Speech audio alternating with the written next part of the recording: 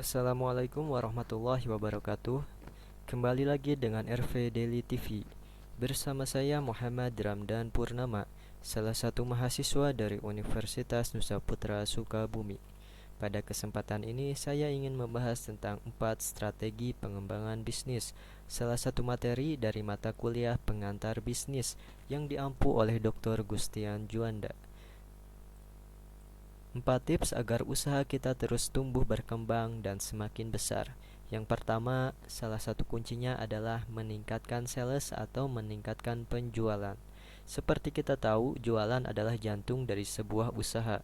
Kalau penjualannya itu bagus, maka perusahaannya itu bagus. Kalau penjualannya itu landai atau turun, maka perusahaannya pun akan mengalami hal yang sama.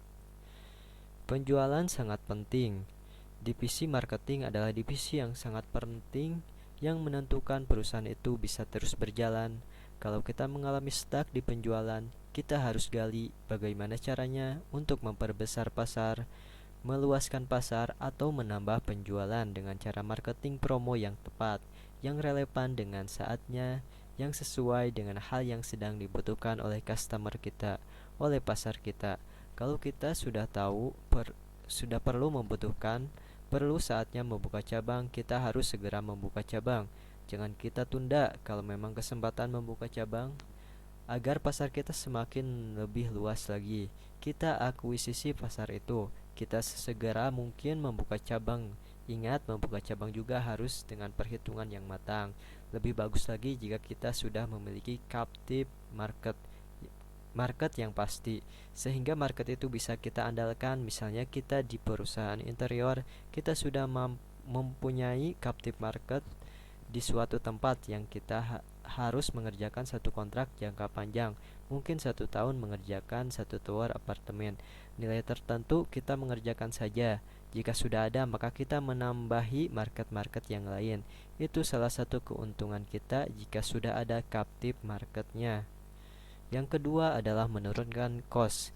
Ini penting sekali ya. Cost driven pada sebuah perusahaan itu sangat penting. Bagaimana agar kita selalu berusaha agar cost itu menjadi lebih kecil, atau cost itu bisa kita reduksi. Bagian-bagian mana yang masih belum efisien harus kita efisienkan. Bagian-bagian mana yang masih terlalu gemuk harus kita rampingkan agar kita menjadi lebih produktif. Harga per unitnya atau cost per unitnya bisa menjadi lebih kecil, sehingga kita bisa menjual per unit, harga produksinya bisa kita turunkan, atau ketika ada kenaikan kita bisa tetap bertahan agar harga tidak terlalu naik, selalu naik dan naik lagi. Bahkan kita harus cukup ekstrim. Bahkan kita harus mencari agar proses produksi atau alur produksinya ini menjadi semakin efisien. Bahan baku, bahan penolong harus kita atur sedemikian rupa agar membantu produksi itu menjadi lebih efisien, menjadi lebih simpel, menjadi lebih produktif.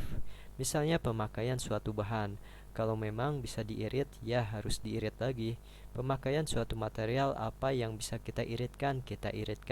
Yang bisa memungkinkan kita bisa dipakai 2-3 kali, harus kita perpanjang lagi, mungkin bisa dipakai 4-5 kali. Jadi kita harus mengefisienkan bahan. Memakai bahan yang tidak sekali pakai, bisa dipakai berkali-kali. Yang ketiga adalah atur cash flow. Cash flow ini benar-benar penting, sangat krusial di sebuah usaha. Perusahaan yang sehat, dia tidak untung tapi masih bisa hidup. Ada cash flow-nya yang bagus. Tapi ada perusahaan yang untung tapi cash flow-nya berdarah-darah karena keuntungannya itu tidak cash. Keuntungannya hanya untuk untung di atas kertas saja, tapi uangnya tidak ada. Mungkin uangnya itu masih jadi piutang. Uangnya masih jadi inventory atau keuangan itu untuk beli bahan baku. Harus benar-benar kita perhatikan.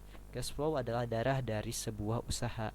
Kalau cash flow-nya kuat, usaha itu akan terus berkembang. Bagaimana itu cash flow-nya kuat?